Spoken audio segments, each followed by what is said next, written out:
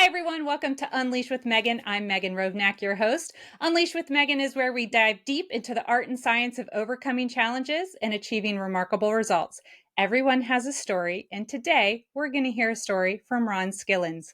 Here we talk about challenges that people have had, the way they've overcome it, and the skills they've learned in the process. So I'm going to ask Ron, who's an amazing person. I am so grateful that he took the time to join us today to tell us a little bit about himself. Awesome. Great to be here, Megan. Thank you for having me.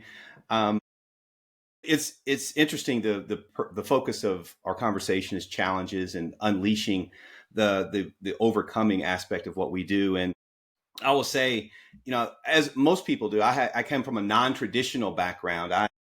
Even though, as we sit here today, I was 30 years in corporate and as an executive, but my challenge really began with on the inside. I came from, just for your audience's purposes, I came from very meager background, poor background, grew up in the Midwest in Kansas, had a big family. I was the youngest of eight, believe that or not. People don't have Wow. families like that anymore. You're right. All And right, everybody, let's just take a moment and say wow to your mom. 100%, 100%. And it was a time when, as a young person, I came up, and as we entered the teenage years, the pivotal moment for me was when my parents got divorced, and that's a key aspect for many young people. And that during that time, I didn't have the tools of coping and understanding things and so forth. And so, a part of what I internalized was my role in that whole situation, the kind of the distance that I had from my dad after that took place, and the struggle that my mom had in raising me as I finished school. And one of the things that it took me a long time to realize, that it wasn't about what I did or didn't do, that, as Tony Robbins says, life happens for us, not to us. But that was a very hard thing for me to internalize. And so with that, I developed a frame of mind that carried into my early part of my career, which was a scarcity mindset versus an abundance mindset. And, if you can relate, it's more of, we don't have much. And so I'm going to hold on to everything that I can. I'm going to be extra careful about the steps that I take, because there's only so much opportunity and so much money and so much other things out there, that what I see in front of me is all there is. And those are the people that I had around me in my life at that time. I didn't realize that with that mindset, that closed me off from other opportunities that I had later in life. But I will say, when you talk about the turning point for me, there was a counselor, a high school counselor. I still remember his name is Mr. Hearn. And Mr. Hearn sat me down, and I was a very studious young man back then. And I viewed education as an opportunity to improve my way in life and help my mom and all that kind of thing. But I didn't have any social skills. And so Mr. Hearn said, Ron, there is a program called Inroads. It's an internship program. And, have you ever thought about going into business? Have you ever thought about, focusing on accounting and business and that kind of finance? And I hadn't given it any thought. And so I looked into it. And from that conversation, that launched a kind of a whole new door for me, because I did get into that program, and Inroads is still around today. It's an internship program for minorities for the most part, and women and minorities. And it talks about focusing on how to get inroads into corporate America for non-traditional students, because I was certainly a non-traditional student back then. And it pairs you up with companies. And so that was my first opportunity to introduce into the corporate world. And, and I will just say that the not having anybody around me in my life at the time, but one, had graduated from college, or two, was in an environment like that, was also kind of a initial challenge in my early years. And so, we can talk about that later. I don't want to go too far down the path, but one of the things, and the reason why I'm so happy to be here, and my big reason of why I do what I do today, which is leadership coaching and development, is that in that early part of my story, I remember how I felt. I remember feeling the limiting beliefs of the not being worthy. I remember feeling that that that, my parents' divorce was partly my fault. I remember feeling that, somehow I was less than other people.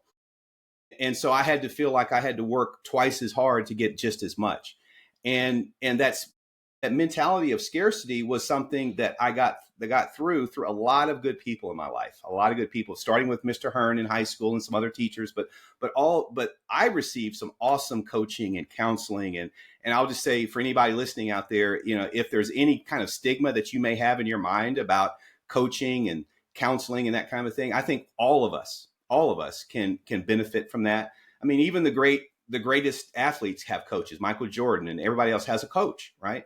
And it helps us, I believe, to understand our blind spots, because we all have them, and helps us process things that we sometimes don't even know how to process. And then that was my case. And so that's why I'm so excited to be here to kind of talk through that. That's fantastic. So already we've got some lessons, right? Getting away from that scarcity mindset to that abundance mindset. That is one. And I think sometimes some of our listeners will have heard this before. And sometimes the first time you hear it, it doesn't stick. Sometimes you have to hear it 5 or 6 or 7 times before it starts to make its way into your mind as, oh, wait a minute. Do I have a scarcity mindset? Or do I have an abundance mindset? I find myself bringing this topic up a lot because I think people do not realize that they are holding themselves back. You talked about limiting beliefs. And I would say that certainly scarcity mindset is a limiting belief. And the reason that this is called unleash, and the reason that unleash or unleashed means a lot to me, and the reason that I keep coming back to that concept is I feel like I was unleashed, that I broke the chains to those limiting beliefs and the Yes. kinds of mindsets that are just really detrimental to living a full life, and just letting go of the fear, letting go of the scarcity, letting go of the worry. Like failure is another one. I think Yes. people get way too wrapped around the axle about that. And that, I think all of those tend to come together in a group, because scarcity, I think, also has a tendency for people, there's a fear factor there. And that fear Yes. factor often also goes to failure. And so I Yes. find that they're kind of partners, or they show up in the same places a lot, scarcity and fear of failure. So we're already Yes. like just out of the Yes. gate. You are Yes. dropping some wisdom. Thank you. Yes. Yes. And it's a really good point about you made about failure, and um, that it's often the fear of failure that prevents us from doing things. And I agree with you that it starts with the mindset. And I remember a story when I was initially let go from my job for the first time in my career. And like I said, I was a hard worker, had a strong work ethic. My parents was old school, and so my mom didn't put up with any foolishness about the grades. And it was yes, ma'am, and yes, sir, and all of that. And by the time I got to being a director in a company, and I'll just say this: I lost my way, so to speak, and I lost my way mainly thinking that it was just my effort, my hard work alone that was necessary in order to advance in any kind of organization. And I was disillusioned to the fact that it was more than that. I needed to build relationships. I needed to let people know who I am. And most importantly, Megan, I needed to take off the mask that I was wearing. And I was wearing the mask of trying to assimilate and be like other people. Because, like I said, I didn't come from a background that was in that environment. And so I thought the best way to be successful is to act like other people. But what that did is that tamped down my individuality, my uniqueness, my power that I bring to the table. And so I then became, well, no different than anybody else. And so from that, and that was, I remember the conversation. I went into my boss's office, and, and the HR was there, and it's usually a bad sign because they weren't supposed to be there. And then you start realizing what's about to go down, and you realize that I realized that they're going to let me go. I said, how can they let me? And I start getting angry. I start feeling a certain kind of emotion. I said, it's not fair.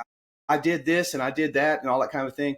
And it took me a minute to say, what I just said, which was I was wearing a mask and I wasn't being my best self. And I deserved, in that particular instance, to be let go. But I didn't get to that right up front, right? I was still Right. upset, I was Sure. still angry. I was still blaming other people. And, one of the, and I know you listen to the great Grant Cardone. One of the things Grant always talks about is that we have to take 100% responsibility. And that when we take 100% responsibility, we take control away from other people and we give ourselves control. And that's a hard thing to do because we have to accept responsibility for the good and the bad. And when I started to really fully embrace that concept, that was a really turning point. But how I embraced it, it goes back to, the coaching concept. I had an executive coach at that time, and they helped me work through that. And that was a key turning point. But you're right about failure. I mean, that was a failure because I identified my position with my identity. So I was a, whatever the title, director or vice president, whatever the title was, and I viewed that as who I was as opposed to what I did. And Right. I know a lot of people can relate to that if they're in work or and they're moving up in a career. And when you lose that, look, from a title standpoint, you feel like you lose a piece of yourself. And that's kind of how I felt during that time, and to where I'd say, no, that's just what I do. I'm still as awesome. That doesn't take away all the things that I have to offer. That didn't take away my experience, my story, my things that I have to contribute. But again, that's a learning and a growth process. Yeah, that is so true. Having that recognition of be yourself in the position rather than be the position Yes. can be a really painful, potentially difficult recognition to have. I think there are some people that just their experiences or their awareness or their education or whatever allows them to make that transition a little more smoothly than other Yes. people. I would definitely fall into the realm of people that did not make that transition smoothly. When I was promoted to become an executive, I remember people telling me before it happened, it's a bigger shift than you understand. And there is no way for us to prepare you for it other than to experience it. It's like somebody telling you what it's like to be a parent versus being a parent. Like it's 100%. Yeah. yeah, you can try to help people and there are things you can do to prepare, Yep. but there is no way to describe it that is as good as experiencing it. And Yes. I failed initially. Like I flat on my face failed because we have stuff to do, let's go, right? And I was like running. And it was one of those sort of comical cartoon things where you turn around and you realize you are running by yourself. Absolutely no one is there with you. And that's only your fault. There's Yes. nobody else that can take that responsibility, or should, to your point earlier. Yes. And so that same, and it was a lot of authenticity was a significant part because I was in a position in an organization at an age, like the combination of factors that led me to feel like I needed to be a certain persona in that position. Mm-hmm. And then Mm-hmm. I learned and that authenticity was actually the key. Yes. 100%. And part of figuring all of that out was understanding that one of the key indicators of a good leader is self-reflection. Yes. If Yes. you are good at self-reflection and honest and you take action on what you learn each day from that self-reflection, then you can make true leaps. You can make genuine leaps in just a day. It's 100%. remarkable. Yeah, so 100%. I am Yeah. so completely with you on that. Yes. Yeah. No, 100%. I mean, I think the main benefit of personal development is awareness. You have to be first aware of that. I have a deficiency in this, and that awareness can come through, like I said, either through coaching, it could come through reflection, through journaling, a number of things. And I'll just throw this out for our listeners is that I think the personal development journey is never ending, regardless of how old we are, regardless of what level that we've attained, because I learn stuff about myself every day.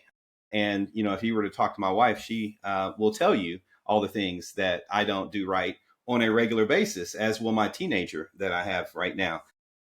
And so, it's a continual process of self-reflection. There's a concept of kind of that leaders go through kind of a pit to peak period of time. We have low points and we have high points. That's kind of the flow of life. and that our success, I believe, is dictated by how we handle the pits or the low areas of our journey.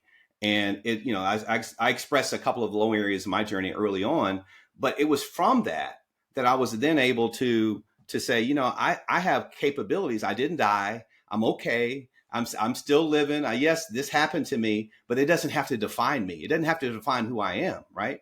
Because the other motto that I really really have grabbed onto is that success itself is my duty and is my responsibility. It's not just my responsibility for myself, it's the responsibility for everybody that's around me, my wife, my son, all the people who count on me. And when I go back to the full response, when I started to take that on, I then showed up differently. You know what I'm saying? I showed up differently in the next roles that I had. And so I moved on to be a vice president and eventually a partner in a firm, which was one of my career goals at the time, and was one of the few, during that was in that firm.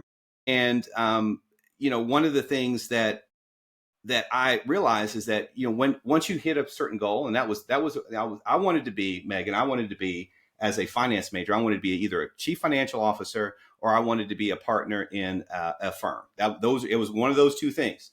And when I achieved being a partner, I realized that it didn't end there. That was just another starting point. That was just another period, a peak in where it was eventually another continuum of learning. So I was a partner, but I was at the lowest rung of partners. So there was like levels. There was levels to that, right? And so it didn't mean that I would just get to go on the golf trips and take people to lunch and do all the cool stuff. I got to do a little bit of that, but I had to sell services. I had to go out in the marketplace and do the thing. And I wasn't prepared for that initially, right? They don't teach you that when you're learning all the technical stuff. And when the students that I have in my academy, we talk about the fact that sometimes, if you can relate, that when you spend so much of your time building up your competency, getting certifications, and all of the things that it takes to be a subject matter expert, that there is another level of development for you to go into leadership, and much of which involves selling something of some form or fashion. In that case, it was services, but in all cases, it's ourselves, right? I mean, we sell ourselves all the time for job interviews and everything else. And so selling is as much of a skill and competency that we need to develop as anything else. Yeah, I think you're absolutely right. And there's so much truth in the things. So there's so many things, right? Like I gotta take transcription of all of the great wisdom that you're sharing today. And I appreciate that. I think that one of the things, just going back a little bit, that I wanted to mention was the discomfort, right? Did your life get better after you got fired? It did. Not immediately, though. Not Right? immediately. It didn't. You had to go through the pain. I had to sit in that for a while. Yeah. There's the 7 stages of accepting things. I don't remember what all of them are, but you know what I'm talking about. Yeah. And I had to go through that in my own self. And what I realized, Megan, was, man, how selfish am I? Because I'm throwing a pity party about something that happens to most anybody in the workforce today has had an experience. Either they've gotten laid off, they've gotten fired, or that kind of. And I acted like I was the only one in the world that's ever gone through that situation. And as opposed to saying, hey, what can I learn from this?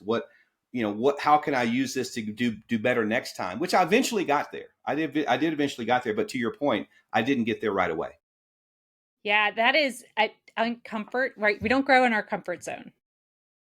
All of our growth happens when we're uncomfortable. And I have talked to so many people. I have absolutely experienced that. Some of the worst moments in my life have turned into some of the best opportunities in my life. And it's not necessarily opportunities like, ooh, a new job. It can, a lot of times it can be opportunity, ooh, I need to grow.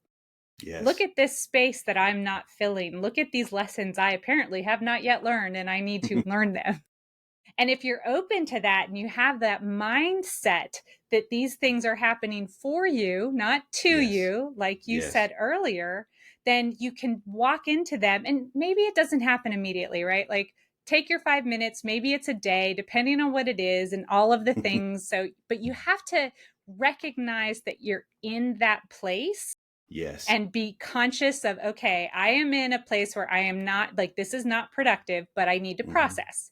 That's Hmm. okay. Processing is Yes. productive, but with a mind to there is the other side of this. And on the other side of this is growth. This is, it hurts. I don't like it, Yes. but it's an opportunity to do more, be more, and grow from this experience. 100%, 100%. And my mom, I was raised Christian, and so one of the stories that I always go back to in this regard specifically is that when the Israelites went through the wilderness, right?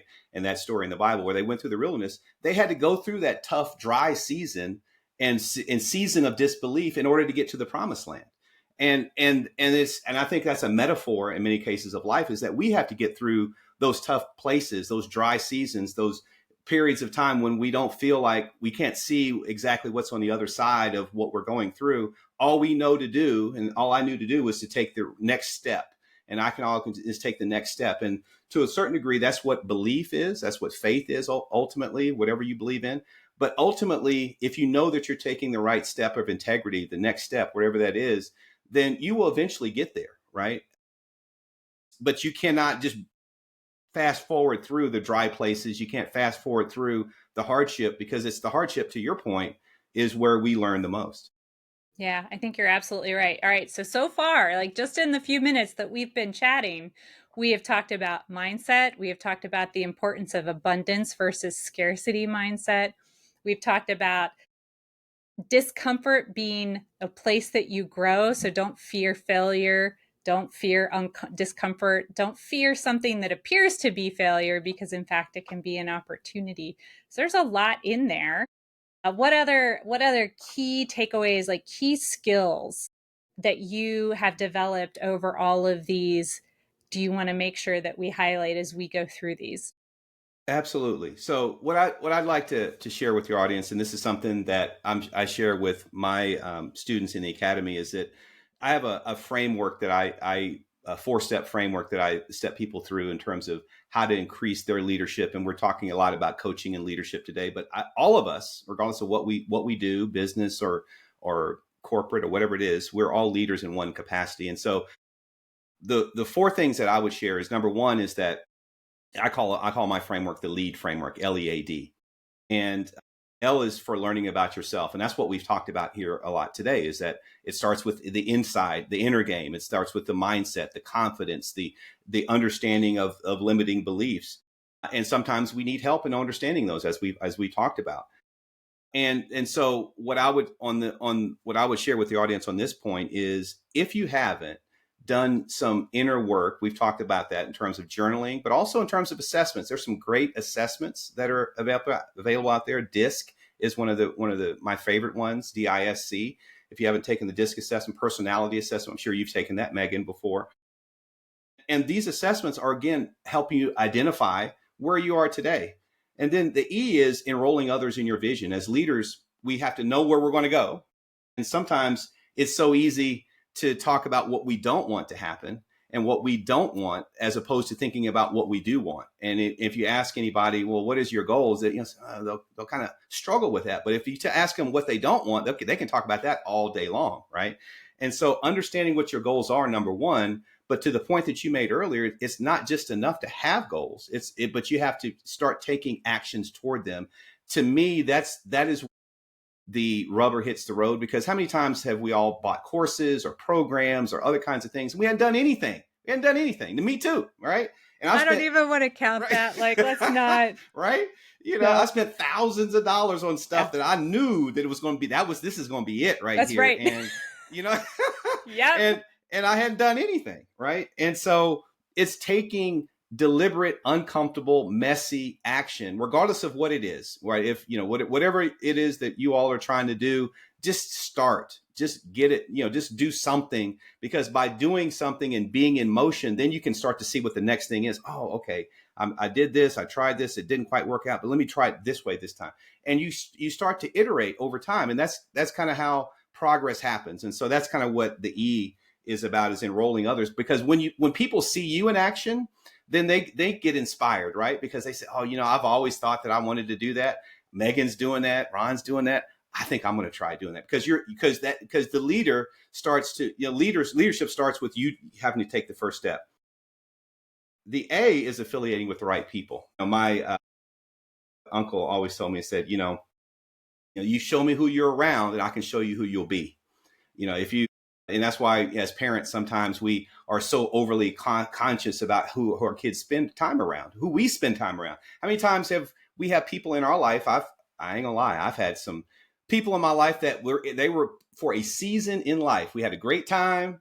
We had a great time during that season in life, but right now I'm in a different season in life. And so they don't quite fit into that. That doesn't mean that I have to be rude to them. It just means I can't spend time with people like that right now in this season of life. Right. And so that's the affiliation piece. And as adults, I think that's hard to do because sometimes when we grow up with people, and sometimes we obviously can't pick our family members. And I have some family members that, quiet as kept is probably not people, some of them, not people that I need to spend a whole bunch of time with. I can still love them from a distance. That's Love right. them from a distance, right? That's right. There's nothing wrong with loving from a distance. Right. Just still love you.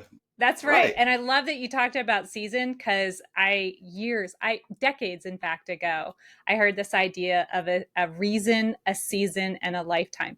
Some people come into your life for a reason, some people for a season, and some people for a lifetime. And it meant so much to me when I saw it. I put it on a little card and I carried it around years and years. Wow. Because sometimes it really hurts when somebody that you think is going to be lifetime and it turns out their season, or somebody you don't even really think one way or the other, it turns out to be really short, but you learned a lesson from it.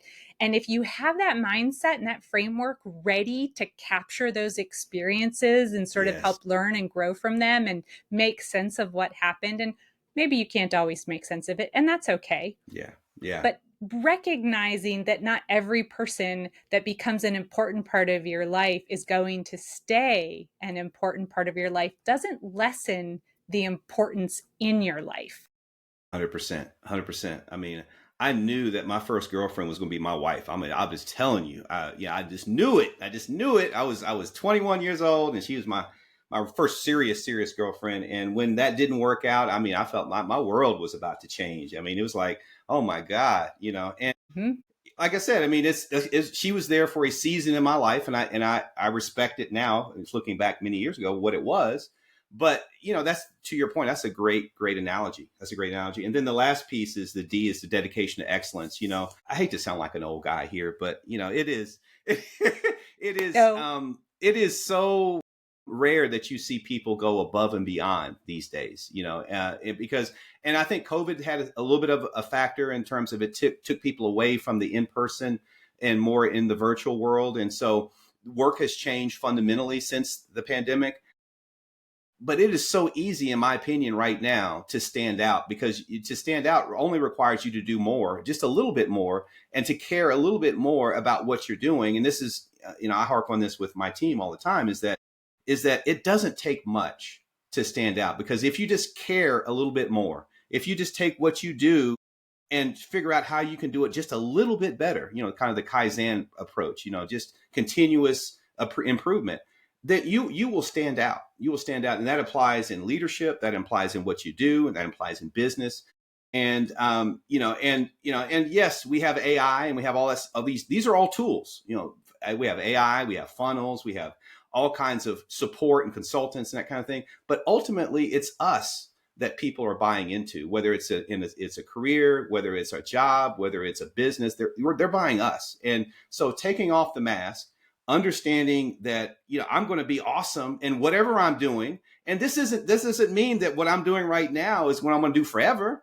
But while I'm in this place, I'm going to do it the best of my ability, because that's who I am, not necessarily because of other people. Does that make sense? Oh, it absolutely makes sense. And I apparently I'm an old person with you, because as I was a teenager, there are a few, and this may have happened to you, it certainly happened to me through the course of my life. There were these moments that at that moment, I didn't understand the importance of the thing that I heard or learned or witnessed or whatever, but it genuinely changed. I can look back now and see that it changed the trajectory of my life. Yes. And one of them was when I heard the saying, and I don't recall it being said to me. I just remember hearing it. So I don't even think it was to me. And what they said, and I changed it a little bit because for the life I perceive, I think it works better. What they said was, if you don't have time to do it right the first time, when are you going to have time to go back and fix it? Mm, that's good. And that was That's powerful. good. Now, the way that that's a core principle for me as a Hmm. leader throughout my career. I would talk to people about that when I would share my leadership principles. That is one, excellence is the way that I summarize that, and I share it Yes. as a core leadership principle and expectation for Yes. all of the people that I work with. And excellence isn't even necessarily even going above and beyond, it's Hmm. doing it well. So I change, because Hmm. to me, there's not a lot Hmm. of right, especially in the Yes. work that people do. There is, because we're all unique. We do Yeah. things a little bit differently. The way that you would do something, the outcome could be Hmm. as good or better. Just because it's Hmm. different than the way that I would do it doesn't mean that it's not as good or better. That's So right. I changed it from right to well. So do something I well the like that. first time. If you don't do something well the first time, when are you going to have time to go back and fix it? And it's learning that lesson, that going back and fixing it just takes more time. Like, Yes. even if your issue is you don't want to spend the time, that in and of itself is a Yes. reason to employ excellence. It is Yes. a time saver if you can't attach to the fact that it's just a better way to live your life. Because 100%. if you And didn't like doing it the first time, so you didn't do it well, how right. on earth are you going to enjoy going back and doing it again because you didn't do it well the first time?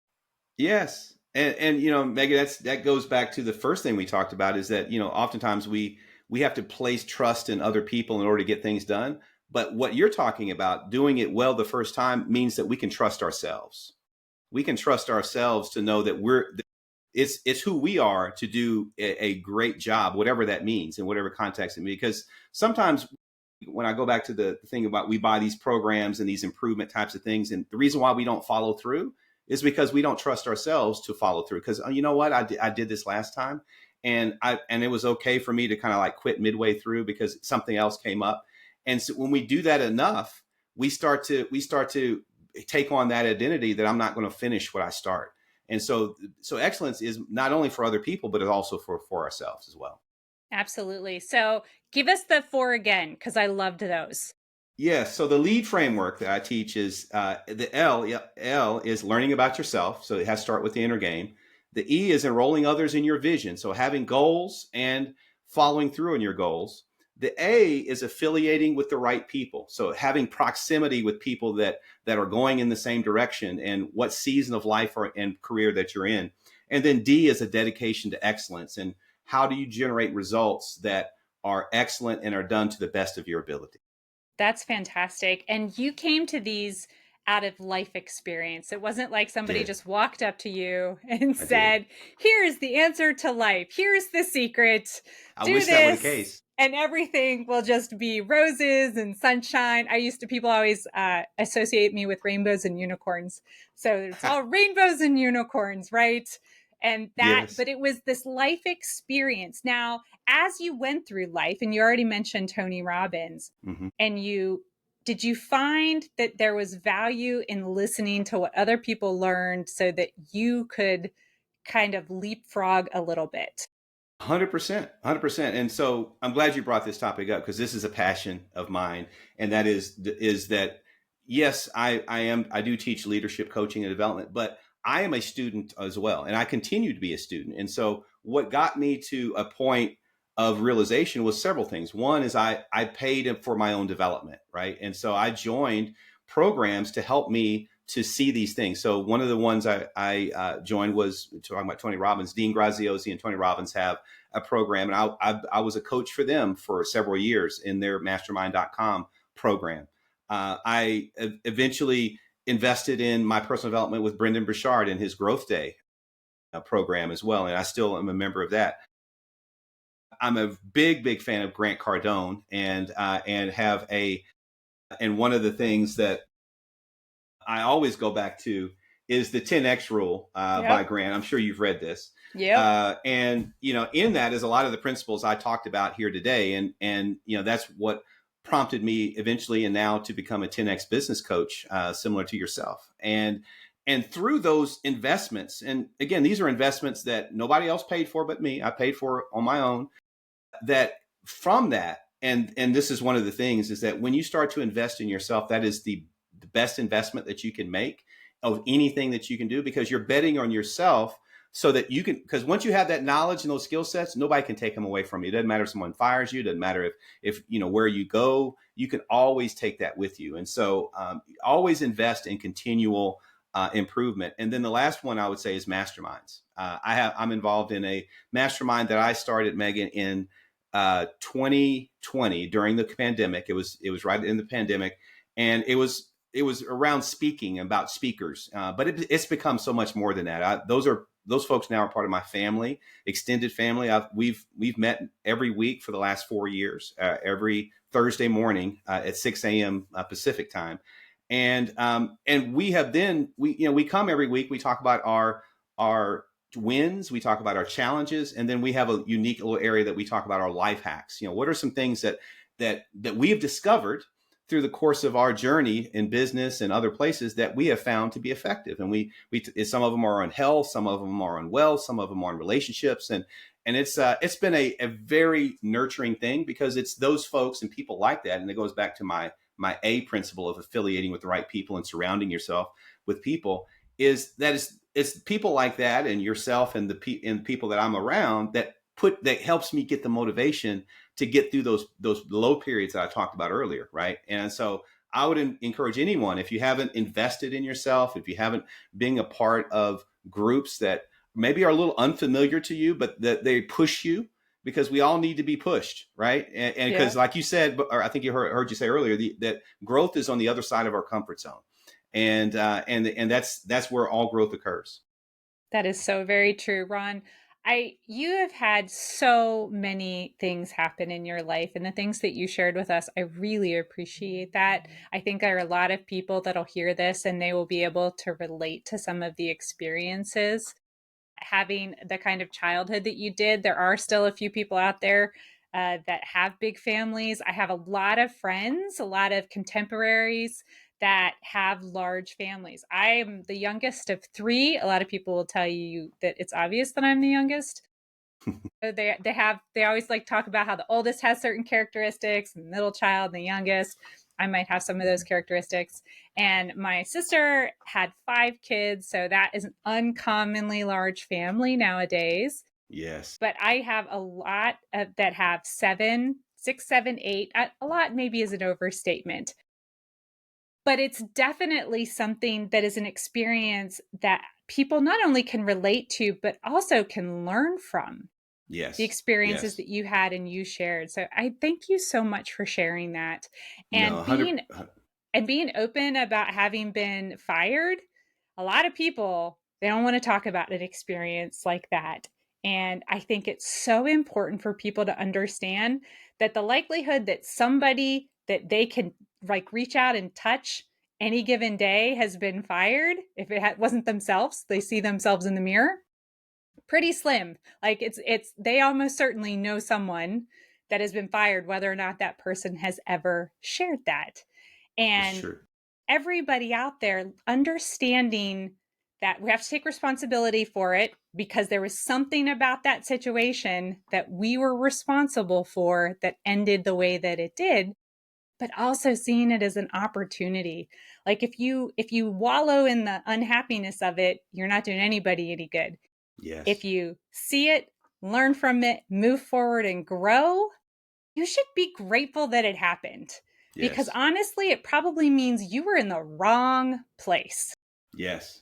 Yeah. Yeah. No, 100%. Thank you so much for that. And I'll say this has brought up a lot of memories for me, and I think the passion of what we do, you and I do in terms of coaching, I think is to help people come to their own discoveries in these areas. And yeah, and one of the things that I didn't share that was a part of my wearing of the mask that I did talk about was the when someone is different in any kind of environment, when someone is different in any kind of environment, that you want so hard to be accepted. We all want acceptance, and we all want to be embraced and feel like we're significant. and embraced. And so a part of my difference in the early on, and I'm old school. I started in the early '90s. Yeah, and was that I was one of the first people of color in my firm that I was in, and I will say, people ask me all the time, "Well, oh man, was it bad back then?" I said, "Oh, no, not necessarily that I experienced directly as it relates to, because people in these days and times that we're in want to first go to the kind of a racism type of thing. But I think what it was more realistically was because how I showed up, and because I was so cognizant of how I was different than everyone else, that I didn't want to share my experiences with other people. I didn't want to tell people about my crazy cousin and what he did over the weekend when everybody else was talking about going to golf and doing these cool stuff. I didn't want to talk about, my brother who's has an alcohol or a drug problem or that kind of a thing. But the thing is, Megan, that we all have those. It doesn't matter who we are. We all have those people in That's our right. lives, or know people like that. But Yeah. it's that we just don't want to be real with people. And I think that the authenticity aspect of it is so powerful, but it takes a while for us to really step into that. I don't know what your experience is with that, but it took me a long time to step into the authenticity. I said, that is life. That's what makes you who you are. Absolutely. And I talked a little bit about falling on my face and running and authenticity. I 100% went into that particular promotion when I what I call made it over this chasm, because like when you make these promotions, there's always this shift, especially if you're promoted in the same place where it's people you used to work with and now you're their leader, their boss, their manager, their supervisor. There's always that. And there's all of the shifting and growing and learning and changing and adjusting that needs to happen with that, especially when there are people that have known you for 5 or 6 years and they knew you when you Yes. did the stupid thing on the trip or whatever, right? Right. Like Right. that can be an interesting and sort of swampy sort of thing that you're navigating. But Exactly. and I've talked about it over the years several times to people, and I've just told them, I can tell you my experience. In fact, I had a job interview for a position that I didn't think I was going to get. And it was probably the best thing ever because I just went in, right? Like, Mm-hmm. assuming that you have no chance in a job interview just gives you such freedom. You're And loose and free. Yeah. you Exactly. are. And Yeah. one of the questions was, what do you feel is your greatest accomplishment so far in your career? And my answer was, I know a lot of people are going to tell you about awards, or they're going to tell you about these things that they did. I would tell you right now today, based on how this last year has been for me, that I have successfully transitioned into an executive role. And I talked about that. And I talked about how it seems like it's like an optical illusion, like you're just stepping across this little ditch, Mm-hmm. when in fact you're sort of in some weird cartoony way, like falling over the Grand Canyon. Like somehow Mm-hmm. you step out, you think you're stepping over a ditch, you start to fall, but like this magic thing happens and you're on the other side of the Grand Canyon. I think there was that scene in one of the Indiana Jones where it looks like there's no bridge, and Oh, yeah, I remember he that. throws the dirt out and he steps anyway and he sees something nobody else sees and he makes it to the other side. Pick whichever one Yes. of those metaphors or Yes. analogies that you like, but that experience was really huge, and a big part of that for me was the authenticity, because Yes. I struggled a lot at first because I had this image in my mind of who I needed to be, how I needed to act, what I needed to do, it had to be this. So, and I took a little bit of this person and a little bit of that person, and none of them were me. Right. Yes. And when I figured that out, took off the mask, the difference was dramatic, to the point where people commented to me about it. Yes. And Yes. they would do annual assessments. And there was the year that I was a train wreck and it was terrible. And it was very, very, a lot of yellow and light green and some red.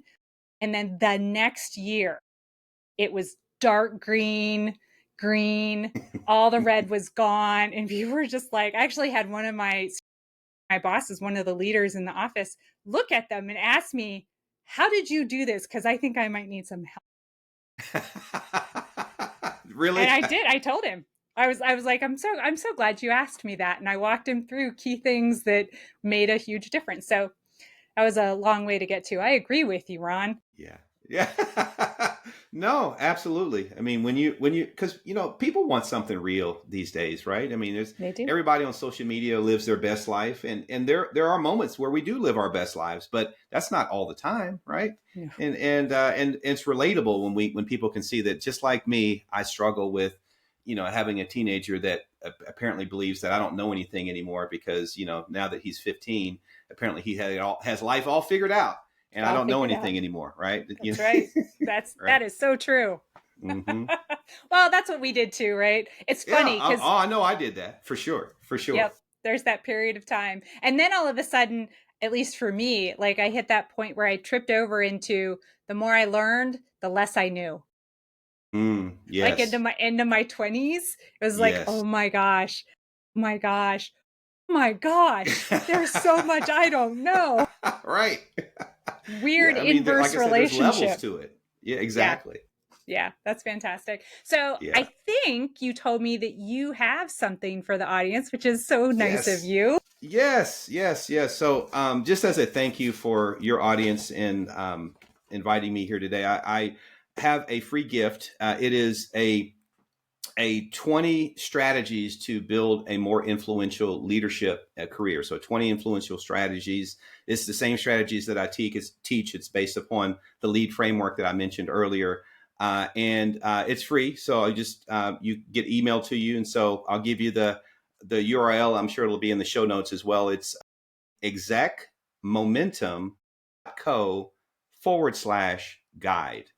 execmomentum.co/guide. And you can download that. I hope it is helpful resource to you. And, just thank you for allowing me to be on your show today. Absolutely, Ron. That is such a cool gift. Oh my goodness. I being able to have an actual reference guide of something that you can do because so many people, you're just winging it. Right. And Yes, that's what having mentors and guides and coaches, and even if they're people you never meet in person, you just read their books or watch that's their right. podcasts or listen to them talk or there's some place that there's a speaker and you go and listen to them. Whatever that is, it's so valuable. So Yes, I thank you so much for your time and for sharing your story and for sharing the things that you learn. Everyone has a story, and I'm so yes. grateful that you shared yours today. And I thank our audience for joining us.